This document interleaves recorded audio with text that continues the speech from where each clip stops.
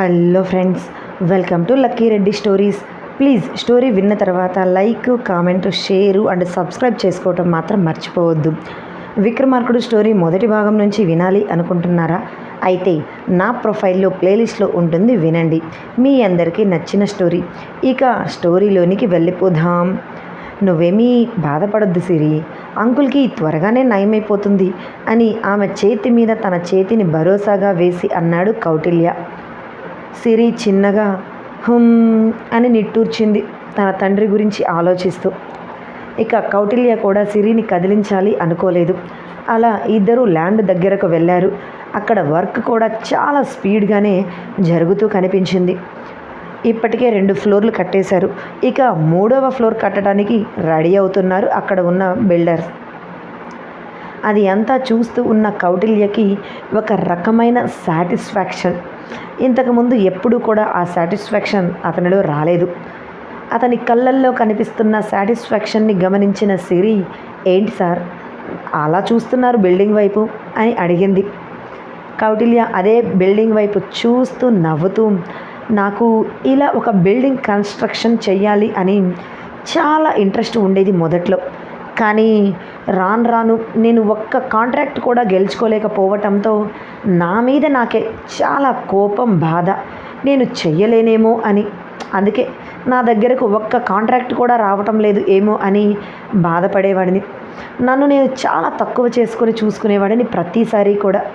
కానీ నా ప్రయత్నాన్ని మాత్రం నేను ఎప్పుడూ వదిలిపెట్టలేదు. ఇదిగో చివరికి ఈ కాంట్రాక్ట్ నా చేతిలోనికి వచ్చింది. లాభం నష్టం అవన్నీ పక్కన పెడితే నా మనసుకు మాత్రం ఒక తృప్తినిచ్చింది. నేను కూడా ఇలా కన్స్ట్రక్షన్ ఫీల్డ్లో నిలదొక్కుకోగలను అన్న భరోసాని ఇచ్చింది. ఇంతకుముందు అసలు నేను ఇలా బిల్డింగ్స్ కన్స్ట్రక్ట్ చెయ్యలేదు అని కాదు, చేశాను. కానీ నా అంతటా నేను గెలుచుకొని మాత్రం చేస్తున్నది ఇదే ఫస్ట్ టైం కావటంతో ఈ బిల్డింగ్ చూస్తుంటే నాకు చాలా హ్యాపీగా అనిపిస్తుంది అని అన్నాడు. మీరు చెప్పింది నిజమే సార్, మన కష్టంతో మనం సాధించుకుంటే ఆ హ్యాపీనెస్సే వేరు అని అన్నది సిరి. కౌటిల్య కూడా చిన్నగా నవ్వుతూ ముందుకు నడుచుకుంటూ వర్క్ ఎలా జరుగుతుంది అనేది అక్కడ చేస్తున్న వర్కర్స్ అందరినీ కూడా గమనిస్తూ వెళ్ళిపోయాడు. సిరి కూడా ఆ వర్క్ అంతా చూస్తూ ఆ చుట్టుపక్కల అంతా గమనిస్తూ ఉంది. తనకి కూడా ఆ కన్స్ట్రక్షన్ ఫీల్డ్ ఇలా బయటకు వచ్చి చూడటం ఇదంతా కొత్తగానే ఉండటంతో అలా 2 గంటల సేపు ఇద్దరు ఆ కన్స్ట్రక్షన్ చోటు చుట్టూ తిరిగి అలానే అక్కడ వర్క్ జరిపిస్తున్న బిల్డర్ దగ్గరకు వెళ్ళి ఇంకా ఎలా కట్టాలి ఏంటి అనేది చిన్న చిన్న మార్పులు చెప్పి ఆ తర్వాత తిరిగి ఆఫీస్కి బయలుదేరి వచ్చారు. అలా కరెక్ట్గా వాళ్ళిద్దరూ ఆఫీస్కి వస్తుండగా వనిత కౌటిల్యకు ఫోన్ చేసింది. కౌటిల్య నవ్వుతూ చాలా ఆనందంగా తన తల్లితో మాట్లాడి పెట్టేస్తున్నప్పుడు వనిత, ఒక్క నిమిషం రా, నువ్వు బయటకు వెళ్ళాను అది కూడా వర్క్ మీద అని అంటున్నావు అంటే ఖచ్చితంగా ఇప్పుడు నీ పక్కన నీ పిఏ అయిన సిరి ఉంటుంది కదా అని అడిగింది. కౌటిల్య తన పక్కనే ఉన్న సిరి వైపు చూసి, ఉందమ్మా, అయితే ఏంటి ఇప్పుడు అని నార్మల్గా అడిగాడు. సిరి నీ పక్కనే ఉందా? అయితే ఒకసారి మీరిద్దరు మన ఇంటికి రండిరా, సరదాగా సిరితో నాకు టైం స్పెండ్ చేయాలి అని ఉంది అని అన్నది. అమ్మ, ఇప్పుడు ఆఫీస్ అవర్స్, ఇంటికి రావటం కుదరదు అని అంటున్న కౌటిల్యకి అటువైపు నుండి వనిత 4 వాయించినట్లుగా మాటలు అనటంతో ఇక తప్పక ఆఫీస్కి వెళ్ళేవాడు కూడా కారు రివర్స్ చేసుకొని ఇంటికి తీసుకొని వెళ్ళాడు. సార్, మనం ఇప్పుడు ఎక్కడికి వెళ్తున్నాం అని కార్ రివర్స్ తీసుకోవటంతో అయోమయంగా కౌటిల్యను అడిగింది సిరి. ఎక్కడికి వెళ్తాం, వెళ్ళాల్సిన చోటుకే వెళ్తున్నాం. ప్రతి ఇంటిలో కూడా ఒక హోమ్ మినిస్టర్ ఉంటారు కదా, వాళ్ళ దగ్గరికే వెళ్తున్నాం. ఇప్పుడు మా ఇంటి హోమ్ మినిస్టర్ నిన్ను కలిసి నీతో మాట్లాడి నీతో టైం స్పెండ్ చేయాలి అని చెప్పారు. అందుకే ఆ హోమ్ మినిస్టర్ దగ్గరికే వెళ్తున్నాం అని అన్నాడు. ఏంటి, హోమ్ మినిస్టరా అని ఆశ్చర్యంగా అంటున్న ఆమెకు 2 నిమిషాల తర్వాత వనిత గారి గురించి కౌటిల్య అంటున్నాడు అని అర్థమై నవ్వుకుంది. కరెక్ట్గా 10 నిమిషాల్లో కౌటిల్య కార్ని తన ఇంటి ముందుకు తీసుకొని వచ్చి ఆపాడు. కార్ సౌండ్ ఇంటి లోపలికి కూడా రావటంతో వీళ్ళు అప్పుడే వచ్చేస్తున్నట్లున్నారే అని హాల్లో తన భర్తతో మాట్లాడుతూ ఉన్నది కాస్త లేచి గుమ్మం వరకు వచ్చింది. కారులో వచ్చిన వాళ్ళు ఇంటి లోపలికి రాకుండా అటు నుంచి అటే బయటకు వెళ్ళిపోతారా ఏంటే? నువ్వు నీ కంగారు ఆత్రం కాకపోతేను మరి ఇలా అయితే ఎలా వనిత అని నవ్వుతూ అన్నాడు వైభవ్. అబ్బా మీరు ఊరుకోండి, మీకు తెలియదులే అని అంటూ కారు దిగి ఇద్దరు సరదాగా ఒకరితో ఒకరు మాట్లాడుకుంటూ నవ్వుకుంటూ లోపలికి వస్తున్న కౌటిల్య సిరి ఇద్దరిని చూసి వీళ్ళిద్దరేంటబ్బా ఇంత సరదాగా నవ్వుకుంటూ వస్తున్నారు, వీళ్ళిద్దరినీ ఇలా చూస్తుంటే నాకు చాలా ఆశ్చర్యంగా అనిపిస్తుంది. ఇంతకుముందు ఉప్పు నిప్పు ఉన్నట్లుగా అనిపించేది, కానీ ఇప్పుడు చాలా కలిసిపోయారు పాల్లో నీళ్ళల్లా. వీళ్ళ కళ్ళల్లో కూడా గొడవ పడుతున్నట్లు కూడా ఏమీ కనిపించటం లేదే అని అనుకుంటూనే తను వాళ్ళ కోసం ఎదురు చూస్తున్నట్లుగా తెలియకూడదు అని స్పీడ్గా వెళ్ళి తన భర్త పక్కన కూర్చుంది వనిత. వైభవ్కి ఫస్ట్ వనిత ఎందుకు గుమ్మం దగ్గరకు వెళ్ళిందో అర్థం కాలేదు. ఆ తర్వాత వాళ్ళు వస్తుంటే వాళ్ళ దగ్గరకు వెళ్ళి మాట్లాడకుండా రిసీవ్ చేసుకోకుండా వెనక్కి వచ్చి ఎందుకు సోఫాలో కూర్చుందో అర్థం కాక అయోమయంగా తన భార్య వైపు చూశాడు. కౌటిల్య ఇంటి లోపలికి రావటంతోనే ఏంటమ్మా ఎందుకు మమ్మల్ని రమ్మంది, నీకు అంతగా తనతో టైం స్పెండ్ చేయాలి అనిపిస్తే సండే కలిస్తే సరిపోతుంది కదా, ఏదైనా అర్జెంట్ మ్యాటర్ ఉంటే సరే, ఆఫీస్లో వర్క్ అంతా ఆగిపోతుంది కదా మేము ఇలా నీతో టైం స్పెండ్ చేయడానికి వస్తే అని అన్నాడు. పోతే పోయిందిలే బోడి వర్క్, ఈరోజు కాకపోతే రేపు చేసుకోవచ్చు అని అంటూ సిరి అని సోఫాలో నుంచి లేచి సిరి దగ్గరకు వచ్చి బాగున్నావా అమ్మా అని ఆప్యాయంగా అడిగింది వనిత. ఇక ఈ అమ్మ నన్ను పట్టించుకోదు అని అసహనంగా అనుకుంటూ ఈరోజు నేను ఆఫీస్కి వెళ్ళినట్లే అని అనుకుంటూ తన రూమ్లోనికి వెళ్ళిపోయాడు కౌటిల్య. బాగున్నాను మేడం, మీరు బాగున్నారా అని నవ్వుతూ అడిగింది సిరి. వనిత సిరితో అంత అటాచ్మెంట్ పెంచుకోవటం చూస్తున్న వైభవ్కి కాస్త అసహనంగా అనిపించింది. కౌటిల్యనేమో వేరే ఒక అమ్మాయిని ప్రేమిస్తున్నాడు అని తెలుసు. అయినా సరే సిరికి కౌటిల్య ఇద్దరికీ పెళ్లి చేయాలి అనుకుంటున్న తన భార్య వనిత ప్లాన్ ఎంతవరకు వర్కౌట్ అవుతుందో అని అనుకుంటూ నవ్వుతూనే సిరితో మాట్లాడారు. అలా సిరితో వనిత అరగంట సేపు మాట్లాడి ఆ తర్వాత కిచెన్లోనికి వెళ్ళి కాఫీ తీసుకొని వచ్చి సిరికి ఇచ్చి ఆ తర్వాత కౌటిల్యకి ఇవ్వటానికి 2 అడుగులు ముందుకు వేసింది. వనితని చూసిన సిరి కాఫీ సార్కి ఇవ్వటానికి వెళ్తున్నారా మేడం, నేను ఇస్తానులే ఇవ్వండి, మీరు అన్ని స్టెప్స్ ఎక్కడ ఎక్కుతారు, ప్రాబ్లం అయిపోతుందేమో మీకు అని అన్నది.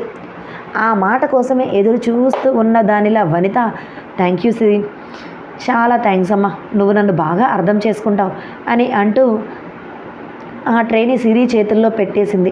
కనీసం కాదు కూడదు అని మొహమాటంగా ఒక్క మాట కూడా అనకుండా తన కాఫీ కప్ కూడా అదే ట్రేలో పెట్టుకొని 2 అడుగులు ముందుకు వేసిన సిరి ఆగి వెంటనే ఒక్క క్షణంతో అమ్మో లాస్ట్ టైం కూడా ఇలానే కాఫీ ఇవ్వటానికి వెళ్ళి చూడకూడని ఘోరాన్ని చూశాను, ఇప్పుడు కాఫీ ఇవ్వటానికి వెళ్ళటం అవసరమా, అసలే ఈయన రూమ్లో ఏ అవతారంలో ఉంటాడో ఏంటో అని భయంగా అనుకుంటూ వెనక్కి తిరిగి మేడం సార్కి కాఫీ మీరే ఇచ్చిరండి అని మొహమాటంగా అన్నది. ఒకసారి తను ఇస్తాను అని తీసుకొని కూడా మరలా వద్దు అని అంటే వనిత మనసులో ఏమనుకుంటుందో ఏంటో అని తెగ ఫీల్ అయిపోతూ ఉన్న సిరి మనసులో ఏముందో తెలియని వనిత ఏమైందమ్మా, ఇప్పుడే కదా నేను ఇస్తాను అంటూ నా చేతిలో ఉన్న ట్రే నువ్వు తీసుకున్నావు, మరలా వాడి దగ్గరకు వెళ్ళి కాఫీ ఇవ్వకుండా ఎందుకు ఆగిపోయావు అని అనుమానంగా అడిగింది వనిత.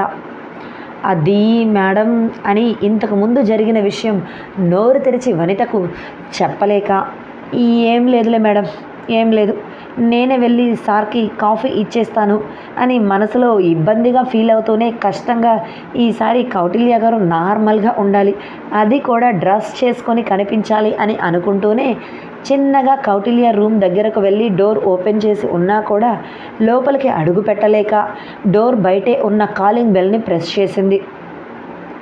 రూమ్లో కూర్చొని టీవీ చూస్తూ ఉన్న కౌటిల్య తన రూమ్ డోర్ కాలింగ్ బెల్ కొట్టడంతో ఈ టైంలో ఎవరు రూమ్ వరకు వచ్చి కాలింగ్ బెల్ కొడుతున్నారు అని అనుకుంటూనే లోపలికి రండి, డోర్ ఓపెన్ చేసే ఉంది అని అన్నాడు. సిరి కూడా తనకి కనిపిస్తూ ఉండకపోవటంతో, కనిపిస్తే డైరెక్ట్గా సిరిని లోపలికి రమ్మని పిలిచేవాడు. అమ్మో, ఈ సార్ గారేమో లోపలికి రమ్మంటున్నాడు, లోపల ఏ పొజిషన్లో ఉన్నాడో ఏంటో అని గుండెని చేతితో పట్టుకున్నట్లుగా భయంగా కళ్ళు మూసుకొని 2 అడుగులు ముందుకు వేసి చిన్నగా కళ్ళు తెరిచి చూసింది. కౌటిల్య సోఫాలో కూర్చొని టీవీ చూస్తూ కనిపించటం, అది కూడా ఫుల్ డ్రెస్, ఆఫీస్ నుంచి వచ్చిన తర్వాత అదే డ్రెస్ ఉండటంతో అమ్మయ్య అని అనుకుంటూ ఒక రిలాక్స్డ్ ఫీలింగ్తో రూమ్ లోపలికి అడుగుపెట్టి సార్ కాఫీ అని అన్నది. నువ్వేనా సరి కాలింగ్ బెల్ కొట్టావు? లోపలికి రాకుండా ఎందుకు కాలింగ్ బెల్ కొట్టడం, రావచ్చు కదా డైరెక్ట్గా అని ఆమె చేతిలో ఉన్న కాఫీ తీసుకుంటూ అడిగాడు. అది సార్ అంటూ తన చేతిలో ఉన్న ట్రేని ఎదురుగా ఉన్న టీపాయ్ మీద పెట్టి తల వెనక చేతిని పెట్టుకొని గోక్కుంటూ ఇబ్బందిగా చూసింది కౌటిల్య వైపు, విషయం చెప్పలేక. ఏంటి ఈ సిరి నా వైపు ఇలా చూస్తుంది అని అనుకుంటూ ఉన్నప్పుడే అతనికి ఇంతకుముందు సిరి వచ్చినప్పుడు తను ఉన్న పొజిషన్ గుర్తుకు రావటంతో ఇబ్బందిగా నవ్వుకొని సరే సరే కూర్చో అని అన్నాడు. ఇక ఆ టాపిక్ గురించి అడక్కపోవటంతో అమ్మయ్య అడగలేదు అని అనుకుంటూ సోఫాలో ఒక చివరన కూర్చొని ఎదురుగా ఉన్న టీపాయ్ మీద పెట్టిన కాఫీ కప్పు తీసుకొని తాగుతూ ఉంది. కౌటిల్య నవ్వుతూ, ఏంటి నేను రూమ్ లోపల ఏ అవతారంలో ఉంటానో అని ఆలోచిస్తూ రూమ్ బయటే ఉండి కాలింగ్ బెల్ కొట్టావా భయంతో అని అడిగాడు. సార్ ఎందుకు సార్ అది గుర్తు చేస్తారు మళ్ళీ, ఏదో అలా జరిగిపోయిందిలేండి. ఫస్ట్ టైం అంటే మిమ్మల్ని ఏడిపించాలి అని అనుకున్నాను, సెకండ్ టైం అంటూ ఇంకా తను మాట్లాడలేక గుటికలు మింగింది సిరి. నిజమే, అప్పుడు మన ఇద్దరం కలిసి ఎలా గొడవ పడేవాళ్ళం, టామ్ అండ్ జెర్రీలాగా అని నవ్వుతూ అన్నాడు కౌటిల్య. అవును సార్, తలుచుకుంటేనే ఇప్పటికీ నాకు నవ్వు వస్తుంది. మీరేమో ఒక కంపెనీకి సీఈఓ, నేను మీ కింద పనిచేస్తున్న ఒక చిన్న ఎంప్లాయీ. అయినా సరే మీరు చేస్తున్న పనికి రివర్స్లో మిమ్మల్ని ఏడిపిస్తూ ఉండాలి అని నేను అనుకున్నాను. ఏంటో నా పిచ్చి కాకపోతేను అని నవ్వుతూ అన్నది. అమ్మో సిరి, నువ్వు నన్ను ఏడిపిస్తూ ఉండాలి అనుకోవటం కాదు, నిజంగానే నాకు 3 చెరువుల నీళ్లు తాగించావనుకో. నీ మాటలు చేష్టలతో వర్క్ విషయంలో నువ్వు పర్ఫెక్ట్గానే ఉన్నా, నేను ఇస్తున్న వర్క్కి నువ్వు ఎలా కరెక్ట్గా తిప్పి ఆన్సర్ ఇవ్వాలో అలానే ఇస్తున్నావు. ఎంతైనా తెలివిగల గడుసు పిల్లవే నువ్వు అని అన్నాడు కౌటిల్య. మరి అలానే ఉండాలి కదా సార్ ఈ కాలంలో అమ్మాయిలు, లేకపోతే మీలాంటి వాళ్ళు మమ్మల్ని తొక్కేయరు అని నవ్వుతూ అన్నది సిరి. అలా 1 గంట సేపు టీవీ చూస్తూ ఇద్దరు కబుర్లలో మునిగిపోయారు. వనిత చాలా ఆనందంగా, ఏవండి వీళ్ళిద్దరికీ త్వరగా పెళ్లి చేస్తే బాగుంటుంది అని అనుకుంటున్నాను, మీరేమంటారు? అబ్బా ఎందుకే ఇప్పుడు ఇంత తొందర, ముందు వాళ్ళ మనసులో ఏముందో తెలుసుకో, ఆ తర్వాత పెళ్ళి గురించి ఆలోచించవచ్చు. ఒకవేళ వాళ్ళ మనసు ఈ ప్రేమ ఇవన్నీ లేకపోతే తొందరపడ్డ వాళ్ళం అవుతాము. ఇంతకుముందు ఉప్పు నిప్పులా ఉన్నట్లు కొట్టుకుంటూ కనిపించిన వాళ్ళు ఇప్పుడు చాలా నార్మల్గా కనిపిస్తున్నారు. వాళ్ళిద్దరిలో డిఫరెన్స్ అయితే వచ్చింది, కాదు అనను, కానీ అది పెళ్లి చేసుకునేంత డిఫరెన్స్ అయితే కాదు అని నా ఫీలింగ్. ఇప్పుడే ఈ మాటలు అన్నీ వద్దు, కొన్ని రోజులు ఆగుదాం అని వైభవ్ అనటంతో సరే అని అన్నది వనిత. అలా కరెక్ట్గా ఈవినింగ్ 6 గడియారంలో కొట్టడంతో అమ్మో అప్పుడే టైం 6 o'clock అయిపోయింది, నేను ఇంటికి వెళ్ళిపోవాలి, అమ్మ నా కోసం ఎదురు చూస్తూ ఉంటుంది అని చెప్పి కౌటిల్యకు బాయ్ చెప్పి బయటకు వచ్చింది. కౌటిల్య సిరి వెనకే వస్తూ, సిరి నేను నిన్ను డ్రాప్ చేస్తాను ఉండు అంటూ కార్ కీస్ తీసుకొని కిందకు వచ్చి, అమ్మ నేను తనని తన ఇంటి దగ్గర డ్రాప్ చేసి వస్తాను అని తన తల్లికి చెప్పి సిరి వాళ్ళ ఇంటి దగ్గరకు సిరిని డ్రాప్ చేశాడు. సార్ ఇంటి వరకు వచ్చారు, మా ఇంటి లోపలికి కూడా రండి సార్, మిమ్మల్ని మా అమ్మకి పరిచయం చేస్తాను అని అన్నది సిరి. ఇప్పుడు కాదులే సిరి, నాకు వర్క్ చాలానే ఉంది, తర్వాత ఎప్పుడైనా వస్తాను అని చెప్పి అక్కడ నుంచి వెళ్ళిపోయాడు కౌటిల్య. కౌటిల్యకి ఇప్పుడు చెయ్యి కూడా నొప్పి తగ్గిపోవటంతో తన వరకు తాను ఎప్పటిలా చేసుకోగలుగుతున్నాడు. ఎప్పటిలా ఉదయాన్నే నిద్రలేచిన హిరణ్యకి తన మీద బరువు బాగా ఎక్కువ ఉన్నట్లు అనిపించటంతో, ఏంటబ్బా నా మీద ఎంత బరువు ఉంది, కొంపదీసి ఈ ఇల్లు కూలిపోయి నా మీద ఏమైనా పడిపోయిందా అని అనుకుంటూనే కళ్ళు నిలుపుకుంటూ తన మీద ఉన్న బరువుని చూసింది. తన గుండెల మీద విక్రమార్క పడుకొని ఉండటం చూసి, వీడు నైట్ ఎప్పుడు ఇంటికి వచ్చాడు, ఎప్పుడు నా మీద ఇలా పడుకున్నాడు, అయినా ఇతడు ఇలా నా మీద పడుకున్నా నాకు మెలకు కూడా రాలేదేంటబ్బా అని అనుకుంటూ విక్రమార్కను పక్కకు జరిపి తను నిద్ర లేవాలి అని ట్రై చేసింది. కానీ విక్రమార్క మాత్రం ఆమెకు ఛాన్స్ ఇవ్వకుండా తనని పక్కకు జరుపుతుంటే అతను ఇంకాస్త ఆమెను గట్టిగా పట్టుకొని పడుకున్నాడు. నార్మల్గా అయితే విక్రమార్క 4:30కే నిద్రలేస్తాడు. కానీ ఆ రోజు లేటుగా ఆఫీస్ నుంచి రావటం, అది కాక చాలా ప్రశాంతంగా ఆమె గుండెల మీద పడుకోవటం, తన మనసులో ఉన్న ఆలోచనలు అన్నీ కూడా నిద్రపోతున్న హిరణ్యకి చెప్పుకోవటం, ఆ టైంలో ఆమె పెదవుల మీద చిరునవ్వు కనిపించటంతో ఎప్పుడూ లేని ప్రశాంతత అతని ఫేస్లో అలానే మనసుకి కలగటంతో హాయిగా నిద్రపోతున్నాడు. మెలకువ కూడా రానంతగా డీప్ స్లీప్లోనికి వెళ్ళిపోయాడు. అబ్బా ఏంట్రా బాబు, ఇతను ఇలా పడుకున్నాడు, బండ రాయిలా ఉన్నాడు, కనీసం లేవను కూడా లేవటం లేదే, టైం చూస్తేనేమో 6 అయ్యింది, రోజు ముందే లేచేవాడు, ఈరోజు ఏమయ్యింది, లేవనే లేదు, ఏమైనా హెల్త్ బాగోలేదా అని తన శత్రువు అయినా సరే తన మీద పడుకున్న తనకు ఇష్టం లేకపోయినా సరే అతని హెల్త్ గురించి ఆలోచించింది హిరణ్య. అతని నుదుటి మీద చేతిని పెట్టి చూసింది. నార్మల్గానే అనిపించింది, ఫీవర్ ఉన్నట్లుగా కూడా ఏమీ అనిపించలేదు అని అనుకుంటూ అతి కష్టంగా విక్రమార్కని పక్కన పడుకోబెట్టింది. తను బెడ్ మీద నుంచి కిందకు దిగి ఒళ్ళు విరుచుకుంటూ, అమ్మో ఇతడు రోజు నా మీద ఇలా పడుకుంటుంటే పెద్దగా నాకు తెలియలేదు, కానీ ఈరోజేంటో చాలా బరువుగా అనిపిస్తున్నాడు. నార్మల్గా నాకంటే రోజు ముందే నిద్రలేస్తాడు కాబట్టి కాస్త రిలీఫ్గా అనిపించేది, కానీ ఇప్పుడు నేను లేచినా కూడా ఇతను నా మీదే పడుకొని ఉండటంతో కాస్త బాడీ కష్టంగా ఉంది అని అనుకుంటూ బాడీ అంతా కూడా షేప్ కరెక్ట్గా ఉండేటట్లు స్ట్రైట్గా నిలబడి అలా ఇలా 2 సార్లు అనుకొని వాష్రూమ్లోనికి వెళ్ళిపోయింది హిరణ్య. ఆమె వాష్రూమ్లోనికి వెళ్ళిపోయిన తరువాత విక్రమార్క లేచి కూర్చొని, నేనంటే నీకు కోపం పగ ఉన్నా సరే, నీ జీవితాన్ని నేను నాశనం చేసినా సరే నా ఆరోగ్యం గురించి ఆలోచించా. నిజంగా నీలాంటి వాళ్ళు చాలా రేర్గా దొరుకుతారు హిరణ్య. అందుకే నాకు నువ్వు జీవితాంతం నా పక్కన ఉండాలి అని కోరుకుంటున్నాను. నా పక్కన నువ్వు ఉండటానికి నీకు ఏ ప్లేస్ కావాలి అంటే ఆ ప్లేస్ నేను నీకు ఇవ్వటానికి సిద్ధంగా ఉన్నాను అని మనసులో అనుకొని ఆమెనే తలుచుకొని నవ్వుకుంటూ బాల్కనీలోనికి వెళ్ళిపోయాడు విక్రమార్క. ఇదండి ఇవాల్టి స్టోరీ. మరలా రేపటి భాగంతో కలుసుకుందాం. Please stay tune. Thank you.